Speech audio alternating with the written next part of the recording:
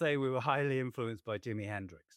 So it was about, I'm a big fan of Hendrix, and there was just, it's a format that allows a lot of expression, right? A lot of kind of, you know, um, drum flourishes and guitar solos. It was fun. It was a jam, kind of like a jam. Yeah. This is a podcast called Walk, Talk, Listen. An attempt to connect people and make this world a bit better by sharing opinions and experiences based on the belief that everyone's perspective is true, albeit partial. My name is Maurice Blom, and I would like to welcome you to yet another episode of Walk, Talk, Listen.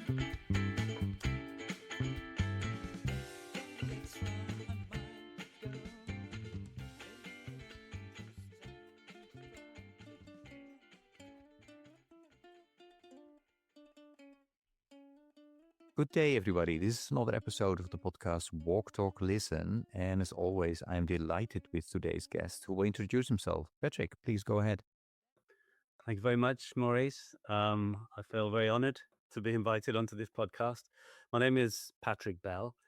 I was born in Oxford in the UK back in 1970.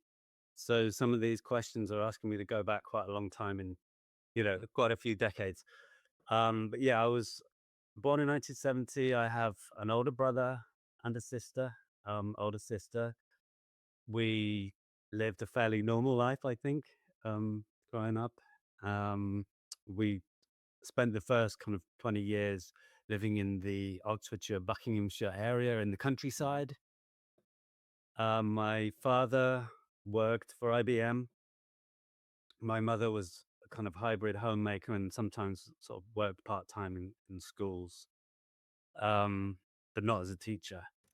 So yeah, when I kind of think back to my life and my upbringing, particularly when I think of the first 2 decades, as I was thinking about it, I realized that when I pictured the 70s, I sort of see them slightly more sunny and bright. And then when I think about the 80s, things turned a bit darker. And I think that was actually, this was all part of the journey, which has led me to my choice in where I ended up sort of working. So just to sort of explain that a bit, the end of during the 70s, I went to a school I was very happy at. I did a lot of sport. But, Britain, the UK in the early 80s was not a happy place. And I feel like I sensed that kind of moving into the 80s, and certainly also some of the circumstances around my own life, sort of family situation also sort of added to that sort of bleakness. There was a time of great unemployment in the UK, social unrest. There were riots, in London, in Manchester, Liverpool, Birmingham. You, as a Dutch person who likes soccer and football, will surely be aware of all the hooliganism that was a big issue in the UK. And frankly, there was a lot of violence. I mean, there was, even in the small market towns around the country, there was just a lot of, kind of negative energy. In terms of my home life, so early in the 80s, my father lost his job, and the reason for that was his drinking. So he was an alcoholic, and he was, you could say a benevolent one because he was never mean, but he was someone who was basically, whose life was taken over by drinking. And my experience, I guess, of him and of that was of someone just fading away. And, in 1984, when I was 14, he suddenly died. Now, suddenly, perhaps it wasn't, looking at his health situation during that time, it wasn't perhaps unexpected, but it's always a shock, obviously. You don't expect your parents, but I remember sort of feeling at the time that, I had made an effort, as a young teenager. I used to record him when he was drunk on one of those old cassette players, and so thinking, if I play this back to him in the morning, then when he's sober, then, he'll change. But obviously that's not the nature of alcoholism. But anyway, so just sort of, I mentioned this because, and I talked about him as sort of a figure who was fading away, because also right about that time is when my sort of faith life began. And so I became a Christian shortly before he passed away. And I do think, looking back on it, it was probably the sort of search for this father figure, and also search for some kind of structure in a sort of home life, which was a bit chaotic by then. That had been made Mm. rather chaotic by having an alcoholic parent. Um, so Yeah. I tell that story just to lead up to that Yeah. point Yeah. because I would say the two kind of big themes that I bring to this podcast are really my Mhm. faith and also the work that I do and how my faith has led to that. Yeah, no, and thanks for sharing it, Patrick. Just a question about because you were telling about a sister and a brother. Were they younger than you were, and or older? Mm. And just a quick understanding: if you would ask them, if I would interview them, would they have a similar story, or do you think they experienced the whole situation differently than you did? Well, so my brother, so they were both older. My brother was about 4.5 years older. He he was much more. So kind of played the role of the calm one among the siblings. I was, I wasn't an outstanding student, but I was a good student and all. He was the rebel, So he didn't want to study beyond the age of 16. He got really into this punk scene, you know. And he had much more direct conflict with my father. So yeah, I think his experience would have been different, and that, but his sort of overall home experience, kind of, I think led, like me, he ended up spending many years living overseas, and I think that it was, that was a result of just like Mm. this country's not very fun. This home situation isn't the greatest. I'm going to go and explore the world. Mm. And my sister, I would say, we didn't talk much. We talk a lot now, much closer now. Mhm. But I remember her telling me a few years ago how she mourned our father's death for sort of years and years, which is very different. For me, my experience of it was like, it's almost like, I mean, I tried to do something and it led to nothing. He's gone. And, so for me, it was a certain resignation, whereas for her, there was a real mourning.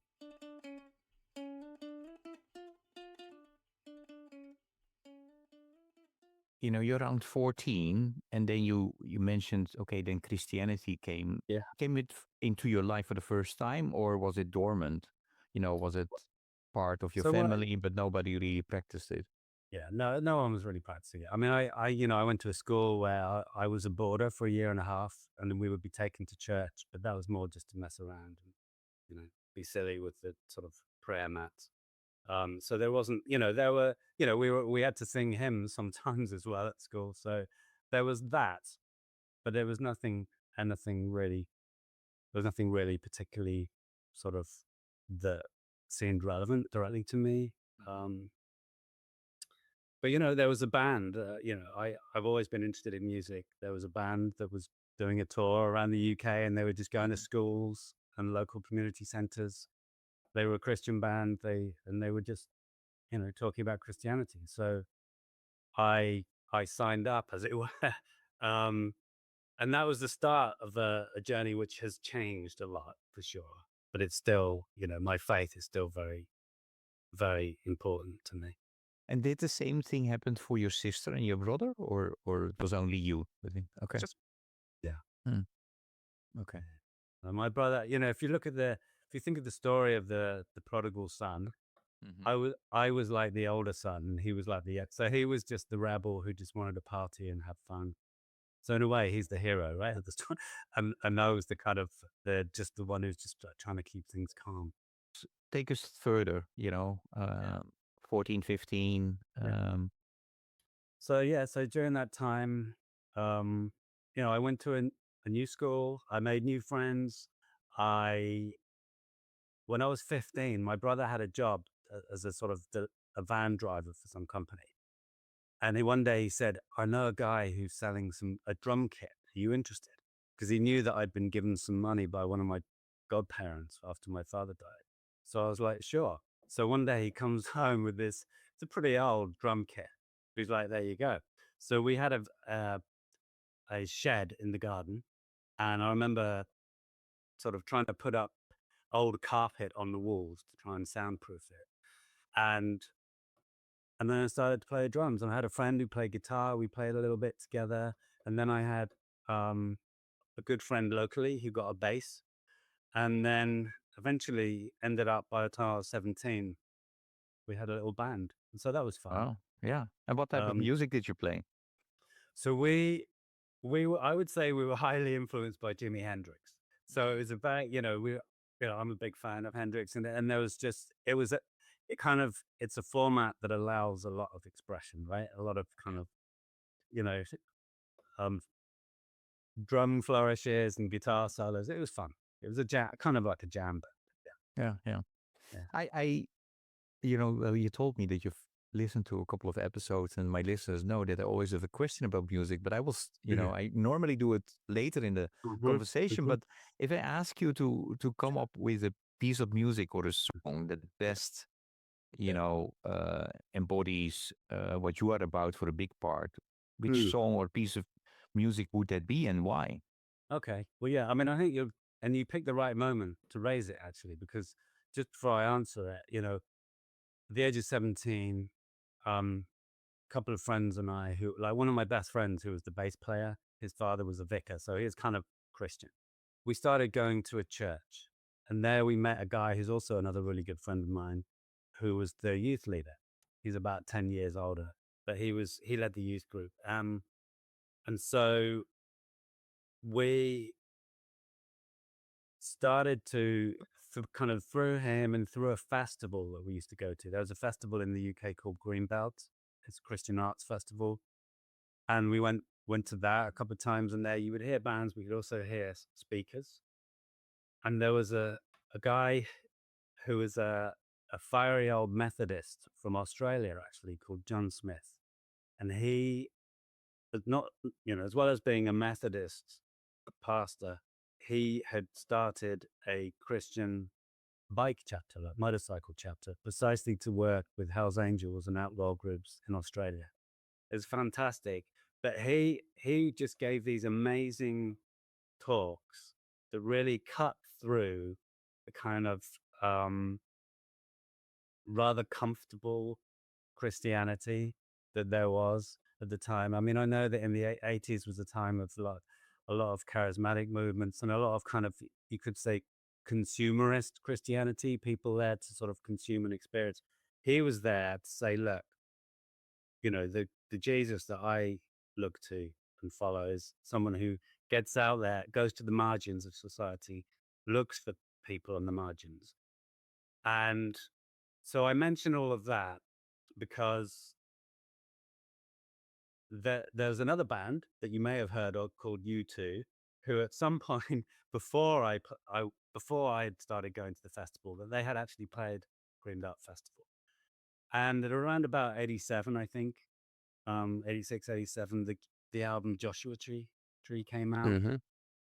And so as I was thinking about this question, I was thinking, the song that probably kind of fits with what motivated me, particularly a song also that this guy, John Smith, would talk about, is I Still Haven't Found What I'm Looking For by U2.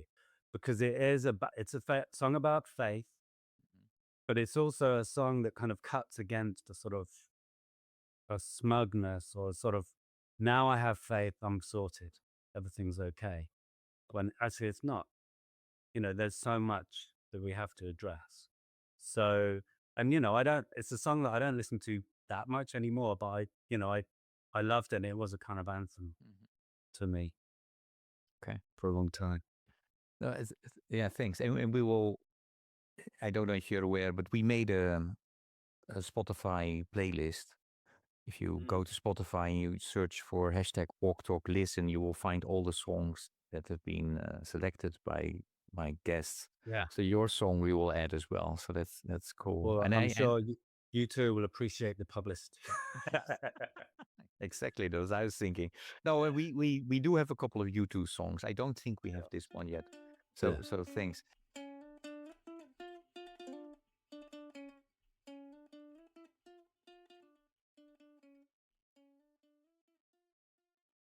But you did not decide to pursue music as a profession, right? Or you did? No, no, No. so I, when I was at school, I realized that the subjects I was best at were languages. Okay.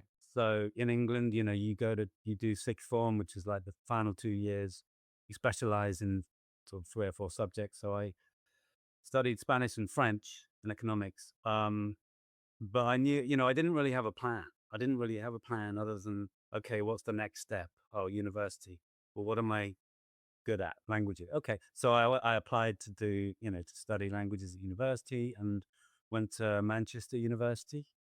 Um, Studied a year of Spanish and French and then switched to Hispanic studies, which was basically mainly it covered sort of Spanish and Latin American literature.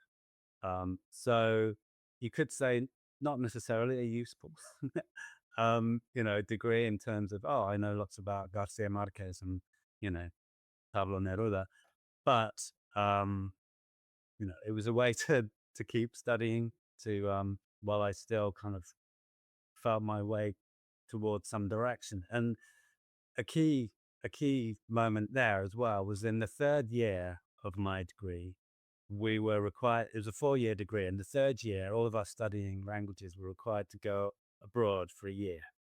And most people went to study in a university somewhere, in Chile or Madrid or whatever, or you could kind of become a teacher, and do that. But I was determined that I wanted to find a project.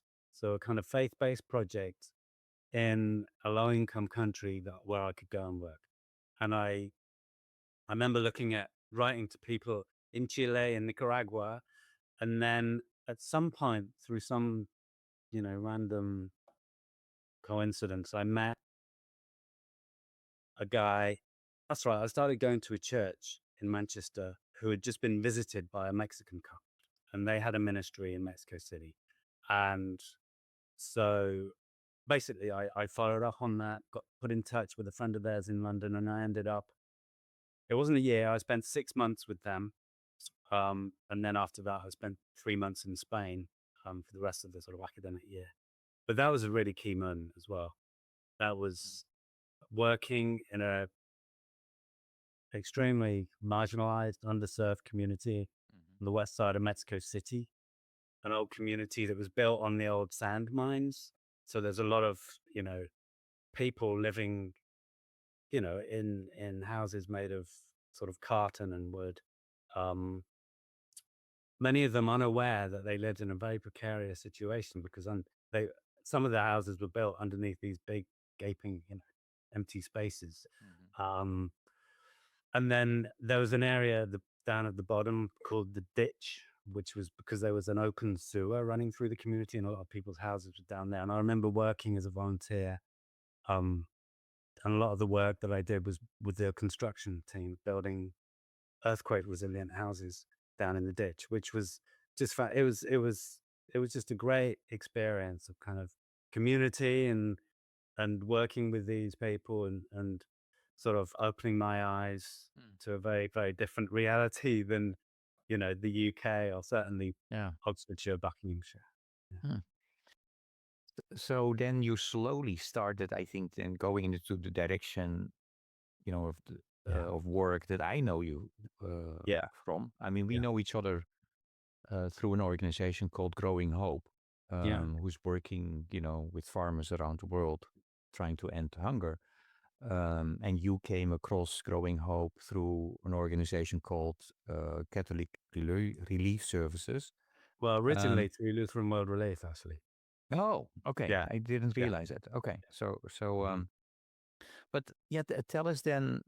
Let us make a jump. So how do you got then involved with organizations like Yeah. in the NGO world? Okay. Um, Well, so, when I graduated, I thought, okay, what am I going to do now? And long story short is that I'd had that 6 month experience in Mexico had been a very good one for everyone. I like them, they like me. So basically, I went back. And initially, the idea was that I would sort of get a part-time job as a teacher and help out. But in the end, they got funding to pay me a very meager salary, which is fine, and I worked for them full time for over 4 years. Um, this time, you know, as a communications with coordinator and a volunteer program coordinator. So we had a lot of volunteer groups from the US, UK, and other parts of the world. And so yeah, so that was this is a partner. They got funding from Tier Fund. Don't know if you know the UK Yeah. based Yes. um evangelical Mhm. organization. So they were a Tier Fund partner. So yeah, I worked there for 4.5 years. It's very intense. Well, about 4.25 years. Very intense. So a bit of burnout towards the end. So I decided to stay in Mexico, but take some time. I wanted to study some more. I wanted to study a master's in sociology at the university, but just as I went to enroll it, the university went on strike. So I ended up studying at a place called the the Theological Community of Mexico. And that was a really significant moment for me as well. Studying basically pastoral psychology had a huge impact on my sort of view of my faith, um, what Christianity is all about. But anyway, I don't want to go too far down that route now, but just to answer your question, I stayed in Mexico for a total of 11 years. After working at the Mexican NGO, I while I was still studying in Mexico, I was also teaching, and I joined a chapter of Amnesty International, and so we were quite active doing work around sort of teaching around human rights. And finally, when I was 35, I decided to go back to the UK and ended up going to grad school and doing a master's in development and emergency practice Mm. at Oxford Brookes. And as a result of that and the people I got to know there, my next step was to go to Ethiopia with Oxfam. So I worked with Oxfam in Ethiopia for 9 months.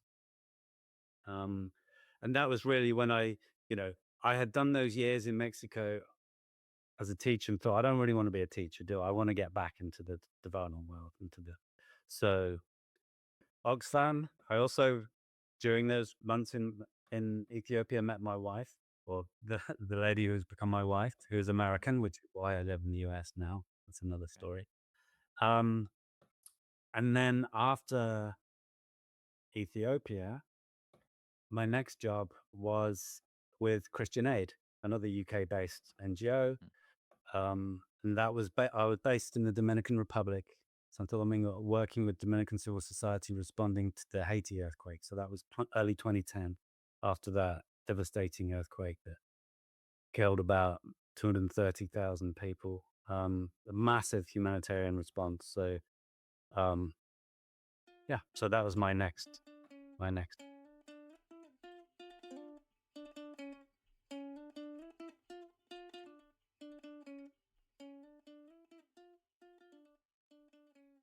And I mean, just a quick question about Christian Aid, because that is a Yeah. faith-based organization. Was that, Mhm.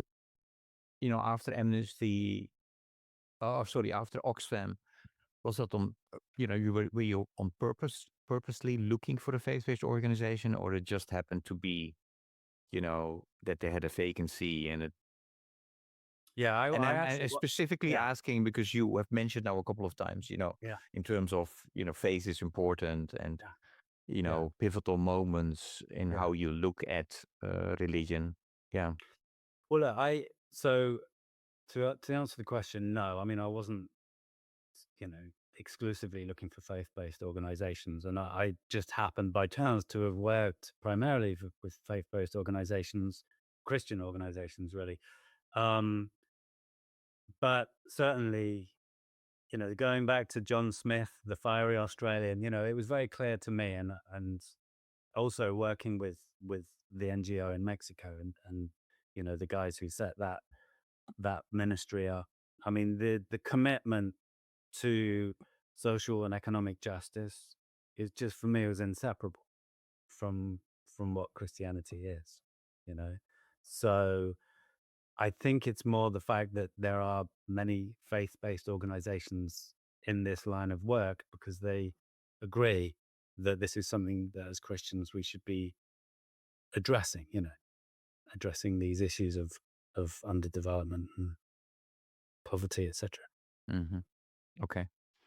Um, yeah, let us let us talk a bit about the last job that you did. Yeah. Um, that was with CRS, right? That's Yes. correct. Um, yeah, was that your dream job in a sense of, was that going back to the song of you two? I finally found what I was looking for, Yeah, or interesting. Quite. Yeah, it's an interesting way to put it. I mean, I'll say this. When I and when and I tell us a bit about what you had to do, right there for yeah, CRS, because sure, yeah. okay. Well, so first of all, I mean, when I did my master's degree and I got back into the field of development, I felt like I was catching up a little bit because by then I was 40. By the time I was working at Christian Aid, anyway.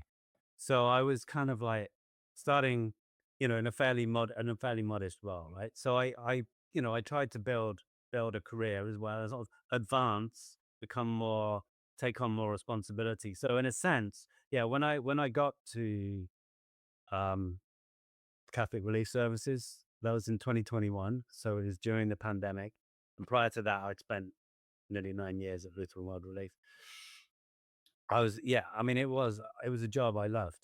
Absolutely. I loved I was the project director of a project called Farmer to Farmer, which is a project that is funded by USAID or was funded by USAID. It had been running for 40 years. It had, I think, nine different implementers working in, multiple countries around the world. And it was it's kind of a simple model, really. You have staff in country. So we were working, by the end of it, we were working in 4 countries in Ethiopia, Uganda, Nepal, and Timor Leste. We had 2 staff in country, and we would reach out and identify actors within the agriculture sector that we could work with, but who have specific needs. They needed, you know, capacity building support with. And then in the US side, we would identify volunteers. So the project Farmer to Farmer took US volunteers and sent them to agriculture-based organizations overseas to build their capacity. And um, it was a wonderful project, a wonderful program. The volunteers were hugely committed. And again, these are people who they could work as consultants and get paid hundreds of, you know, dollars a day for doing work that they were volunteering to do for free because it was out of this conviction. So the project, as you know, along with thousands of other USAID funded projects, was cancelled. And as I said, it was after 40 years of after 40 years of bipartisan support in the US. It was actually founded by a member of the Republican Party, who was the initial sponsor of the program, but sadly was cancelled along with all these other programs Hmm. earlier this year.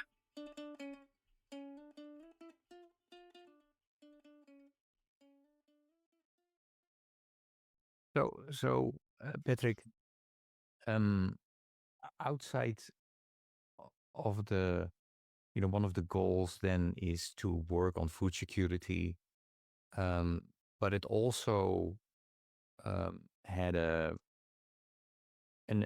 transformative uh, aspect element to it, right?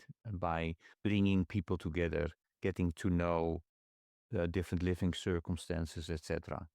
Um, can you maybe give an example of somebody that went into a new situation, learned, and came back with a story? And Well, I can, yeah. I mean, there are many. stories I can. I mean, I could think of one guy, and you'll Hmm. appreciate this because he was a volunteer who went to Timor Leste, which I know is a country that you've been maybe worked in, certainly been Yeah, to.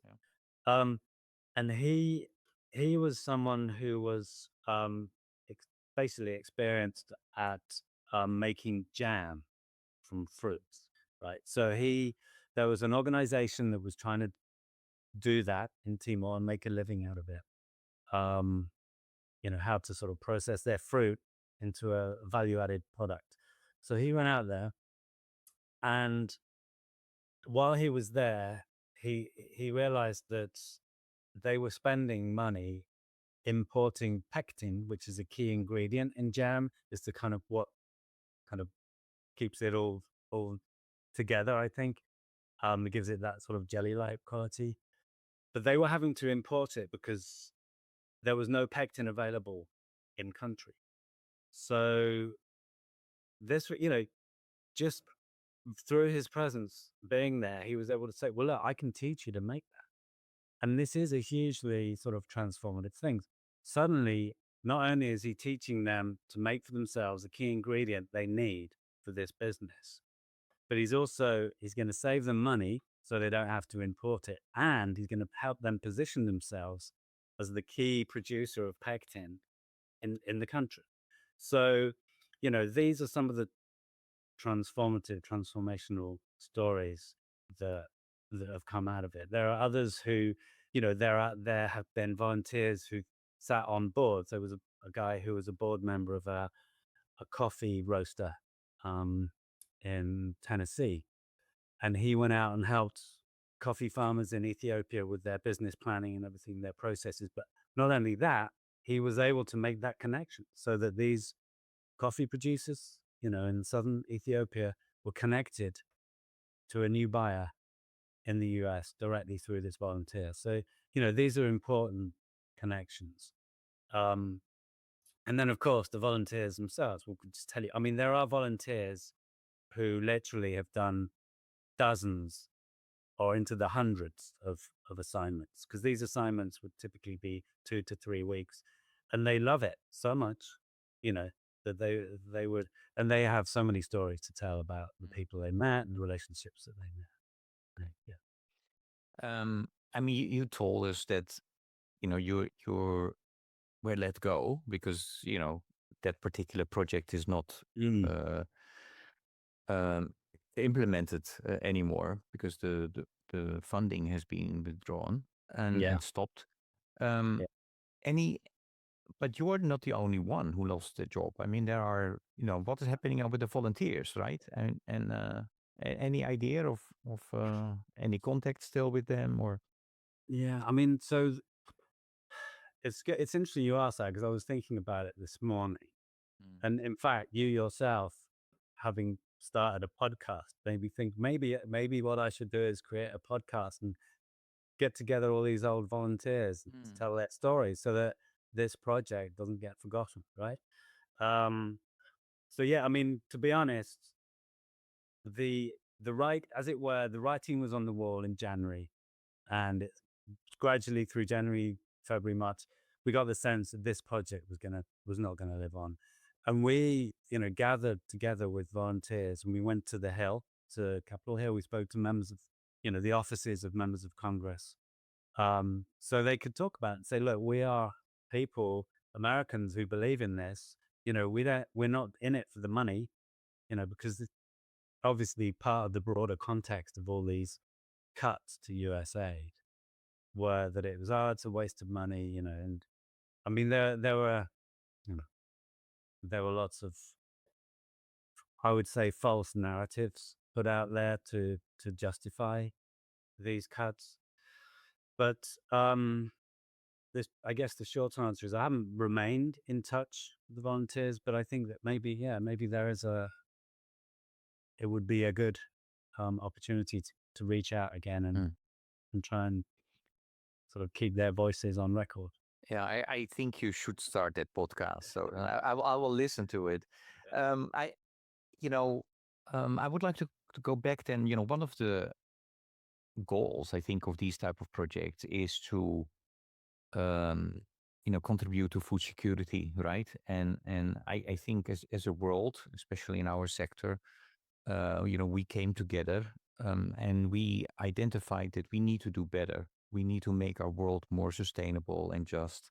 As a result, we came up with 17 sustainable development goals. Now, that particular framework is far from perfect, but considering everything that's going on, it's what we have. And to remind the listeners, goal one, end poverty; goal two, end hunger, etc. So there are 17 goals that we identified, the things that we need to do, and also the work that you did was contributing to that. So yeah, I would like, the question that I always ask to my guests is, what what are your thoughts on the sustainable development goals, and what do you want the listeners to know about it? So, I think in their own words, the Sustainable Development Goals are a kind of blueprint for peace and prosperity for people and planet. So, that those are the goals, lofty goals, and some of the 17 goals you mentioned are hugely ambitious, right? So, you mentioned goal one, no poverty; goal two, zero hunger. So, what I would say about them, and as you were talking just then, I was thinking that they are extremely ambitious, but they're also like a mirror that we can hold up to ourselves, as a world. I mean, they were developed by the United Nations, sort of bought into to a certain, to a certain extent by the world, um, and they are, measured annually. And so this is a mirror that we can hold up and say, look, how are we doing really as a world? Um, I think that in terms of there have been some successes and some less than successful goals. So like I'm just looking at some of what I read about recently that we still have 1 in 10 people worldwide living in extreme poverty. So the Sustainable Development Goals, were set up to be achieved by 2030. So that's in 5 years. So we got to, you know, are we going to help those 808 million people no longer live in extreme poverty? Um, Food security apparently has reverted to levels of, that they were at in 2005. So I guess I would say that, the important thing is that they are a kind of part of our moral compass. They are a like I said, something that we can hold up to ourselves and say, look, this is the reality, um, of for much of the world. These are the goals. These are the things that we said that we would try and solve. Really, how are we doing? And I don't want to just mention the struggles. There have been some great advancements, particularly around health, I think, and disease, um, and poverty in general. I think poverty levels have improved, but we still have some real nuts to crack in terms of extreme poverty. And I guess to add on to that, and in the context of what we were talking to immediately previously, the US has obviously always been such a key player in the international development space, right? And USAID, as the US um, Agency for International Development, has done has done so much work and so much valuable work, for many many years, and really so much innovative work and so much to poured in so many resources towards this cause or these causes, that just the fact that they can be, I mean, the organization, the agency itself has been dismantled, you know over nearly 6,000, I think, projects terminated. This is going to have a huge impact on those advancements, um and I think I would add to that, kind of taking a further step backwards and looking at the global sort of political context, is these goals came out of the UN, and we are seeing the voice of the UN, the sort of gravitas of the UN, if you like, being tested consistently now, politically around the world. Like where how much is the voice of the UN really being um, taken into account? For example, in some of the humanitarian crises that are happening, particularly in the Middle East right now, um, it seems like perhaps the moment of kind of multilateralism that existed around the time of firstly the Millennium Development Goals and then the SDGs that I think was set in 2015. That multilateralism seems to be under strain, which again could set back many of these goals. Hmm.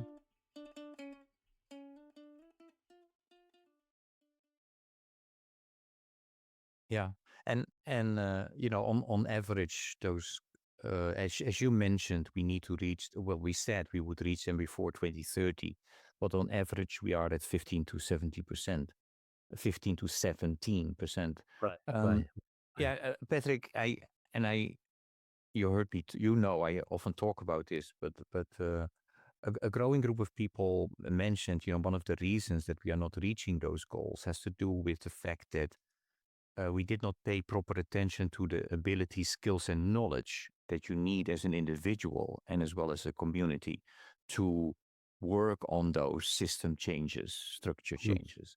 mm, And as a result, they did a survey and you know research, and they came up with 5 inner development goals that we need to work on. And those mhm. 5 goals are being, thinking, relating, collaborating, and acting. Yeah. Now, my question to you is, have you heard about the inner development goals? If yes, if not, what are your thoughts about it? And especially because, you know, I heard you say many times, you know, faith is important for me.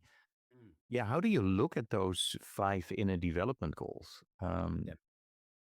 Right. So, well, first of all, I had not heard of them before you invited me onto this podcast and said we're going to talk at some point about it. So I looked at them, obviously.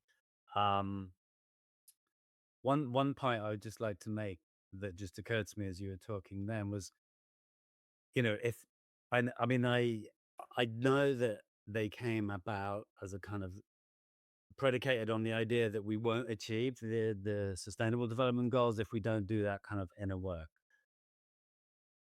When you were talking just now about the capacities that we need to have, this also kind of showed to me that with the SDGs, perhaps there might be a tendency for many people to think that's someone else's job.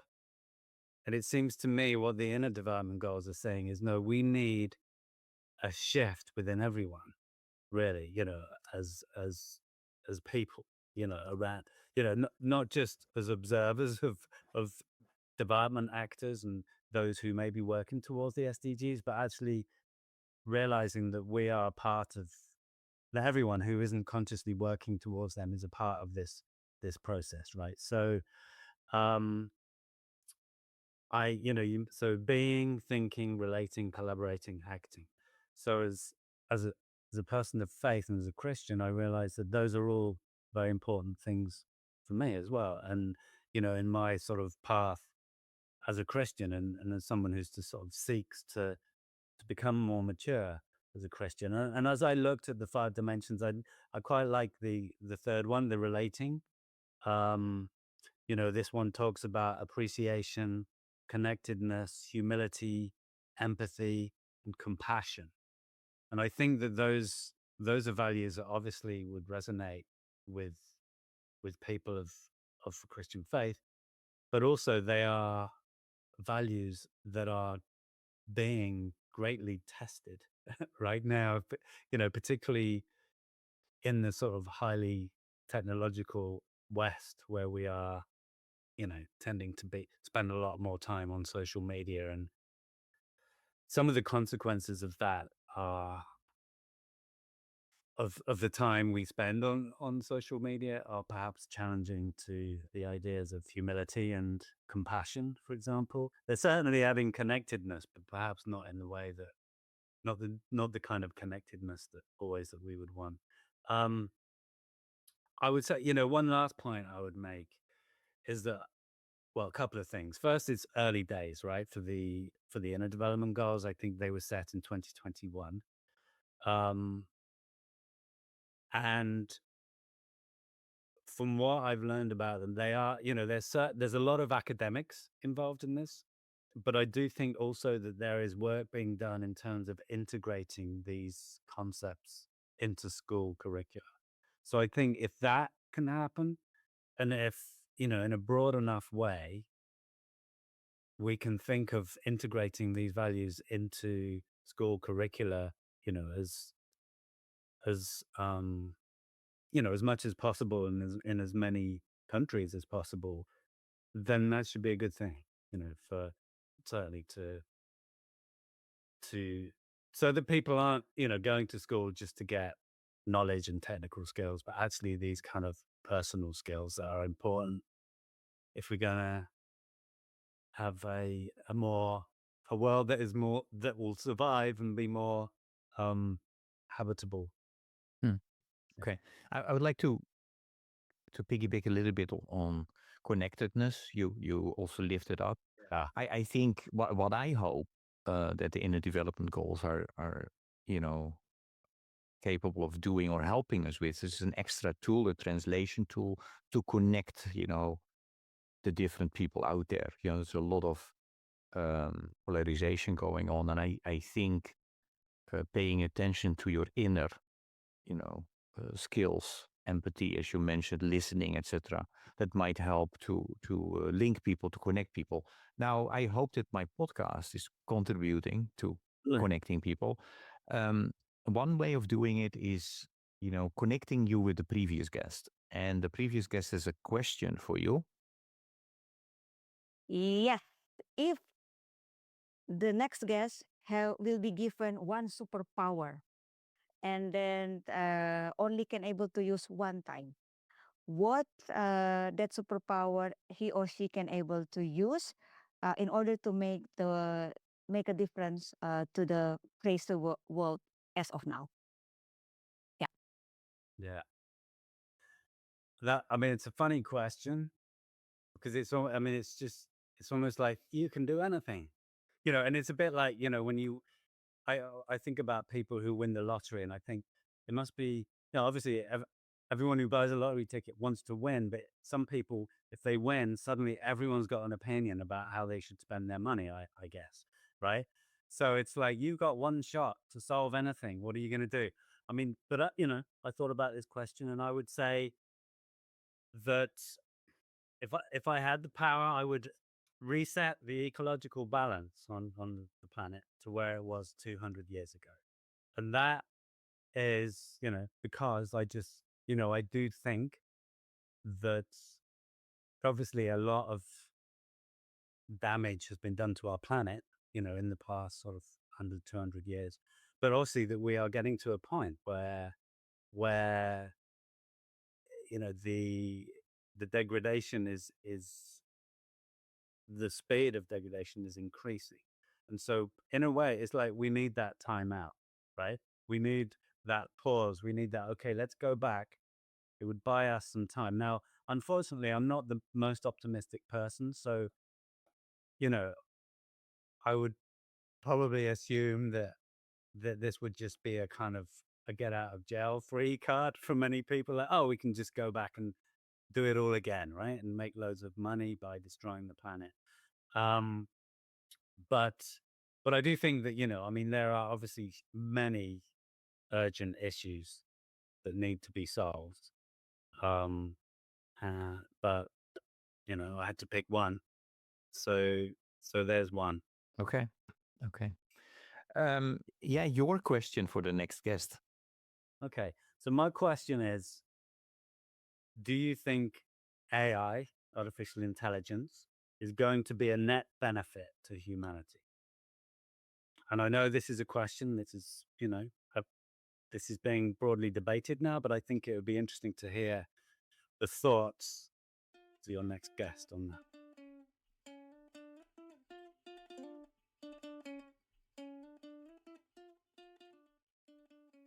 So, as you mentioned that you're not a very optimistic person, so what are your own thoughts about the potential of AI?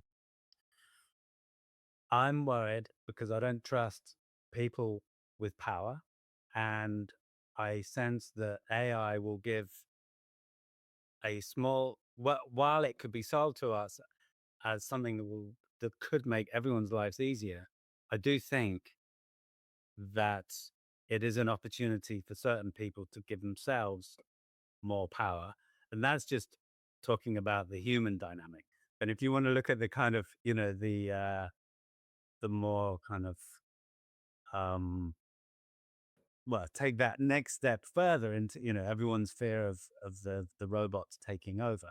I mean, yeah, I mean that's further down the line. I haven't, I'm not sure how, if we create entities that are so powerful, certainly if they follow the human model of the use of power, then yeah, maybe we could end up as a species having a hard time. So I occasionally hear people who are better informed than me discussing this. And some people are optimists, some are pessimists. But I think at the moment there are more people erring on the side of pessimism. And the problem is that it is it does represent an opportunity for the generation of wealth for certain people, which, may just be too much of a temptation. um, let's rush into this without putting the right safeguards in place. Okay, that was grim. So um, where do you still see hope, and do you still see hope? But- Well, so, you say that was great. There was one conversation I heard, which was Yeah. actually kind of amusing, where they were talking about that some survey that was done, and people were asked, if you could have a robot, you know, in your home or whatever, what would you most like it to do? And it's like the most common answer was, we want a robot that will empty the dishwasher, right? I mean, so yeah, I mean, if there are very mundane activities that robots can take care of and free up people's time, if we could free up all that time so we could focus on the inner development goals, great, you know. Um, but yeah, I mean, you have to counter this sort of negativity with hope, right? I mean, yes, I'm not actually completely pessimistic. Um, I do, we have seen massive progress, as I mentioned earlier, through innovation, through, human ingenuity, through science, um, to eradicate many diseases, just to raise the standard of living generally, um, for most people over the last decades. So we can certainly do things, in a positive way. I just think that there need to be guardrails in place. And I suppose you're asking me these questions at a time when I am living in a country where all of the guardrails seem to be being tested, um, by the administration in power.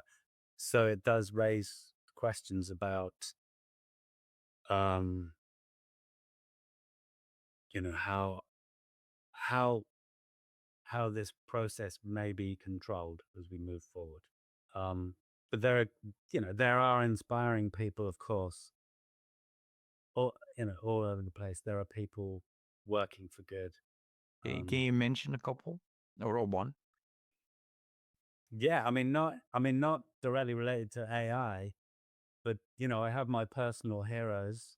You know, Richard Rohr is one of my heroes, a Franciscan, um, living in New Mexico, who founded the Center for Action and Contemplation, which I just find a hugely inspiring, source of teaching and direction for a healthy Christianity. Also, people like Brian Stevenson. Um, who founded the Equal Justice Initiative, who just is a phenomenally inspiring man, who is extremely smart, highly educated. Um, I think Harvard trained lawyer, um, who is African American and has dedicated his career to working, towards justice, particularly for people incarcerated, and just that whole sort of the whole justice system that seems to be stacked against people who are poor, and particularly people who are um, black in the US. And just, he's those are a couple of people that I could refer to who are stepping up to in some way address either challenges or just a kind of the need, in the case of Richard Raw, for real sort of sensible faith in our country. Yeah.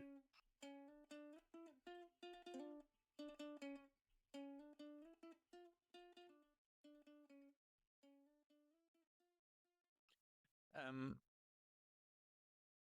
Patrick, we know each other from Growing Hope. We are both on the board, and I know that you have a lot to offer. Actually, and you're part of you volunteer to be on the board and do a lot of work that's important for the important work of Growing Hope.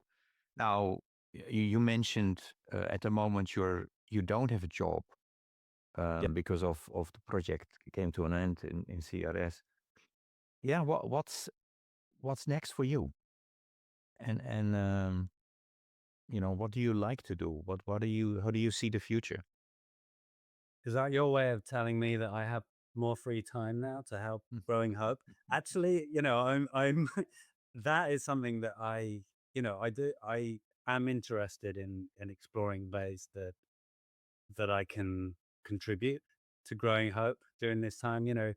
A quick plug, Growing Hope globally is a small but mighty nonprofit organization that personally I love, because it has this very unique model of setting up growing communities in the US who provide funding which goes to support food security programming around the world overseas. So it's addressing, typically these growing communities are in farming communities and faith communities, and they are contributing to addressing food security issues, which are obviously close to farmers' hearts around the world. And but on a very localized level, which is also something that I love about the projects that Growing Hope supports. So these are very community based. So yes, so that is something that I can focus on. I mean, I maybe that podcast we talked about, if I can find enough of farmer to farmer volunteers. But I will, I'm going to continue to look for opportunities within the nonprofit sector. Um, to the this this sort of what is called known as the foreign aid sector in the Yeah. US, has been decimated. There are thousands and thousands of people working in that sector who are now unemployed, many of whom live in the same geography, in the same area, and are at the same time searching for jobs. So it's it's difficult, but you know we shall see what comes along. Yeah. No, and I think you have a lot to offer. So I hope, you know, I was also asking in terms of sometimes those, in this case, you did not ask for this situation to happen, but these Mm, are also maybe moments where you reflect and think, hey, maybe I go back to music, or maybe I go back to communication, or, yeah, and I do think you should do that podcast yeah. because you have a tremendous experience, about this particular sector. Um, Mm, and creating a space for people to share their experiences around it would be, I think, great. Working also on the inner development goals of Yeah. connectedness and listening and understanding. And please go ahead. You will have already one listener. So, um, Patrick, these conversations always go fast. And I sent you, a number of questions ahead. We don't have time to address them all. But is there a question that I did not ask you today that I should have asked you? No, but I could say yes, and then I get to say something I like to talk about. Um, It's of course, you know, yeah. I mean, you can say so. I mentioned right earlier on that when I became a Christian at the age of 14, it was the beginning of a long process. Um, and I mentioned at the end, my respect for people like Richard Rohr. And I would just say that, if you were to ask me what Christianity means to me now, I would say that the key the key theme of Christianity is healing, you know. Now you can stretch that to cover many different aspects, social healing and, global healing, but also that, on the personal level, um, the I feel very strongly that the message of grace that is within Christianity, um, the idea that this is something which is free is still something which many, many Christians struggle with, right? And if it's free, it's free, and I think that one of the problems that one of the dynamics that is problematic in church environments is people striving always to achieve something, to show that they are something, to reach for some kind of moral code or whatever. Um, and for me, the important thing about Christianity is that we have this gift of grace, and you know, I think it's extremely important for that to be taken seriously, and that we stop trying to prove ourselves all the time, um, but to sort of to accept that gift, and then to be able to approach, a God or whatever you like to call this being, to work collaboratively towards all these values that we have. Maybe that didn't come across very clearly, but it's a bee in my bonnet, and it's um, something I wanted to share. Okay. Yeah. No, thank you for doing that, Patrick. Um, yeah. No, keep thank you for your willingness to talk with me today. Continue doing what you do, and thanks for who you are. I really appreciate you. And yeah, thanks a Well, lot. thank you. Thanks for listening. And like I said, it's been a real honor, um, and a privilege. So, thank you for That's doing this. mutual. Yeah. Thanks. Thank Thanks. Okay. Bye bye. you. Right then. Bye.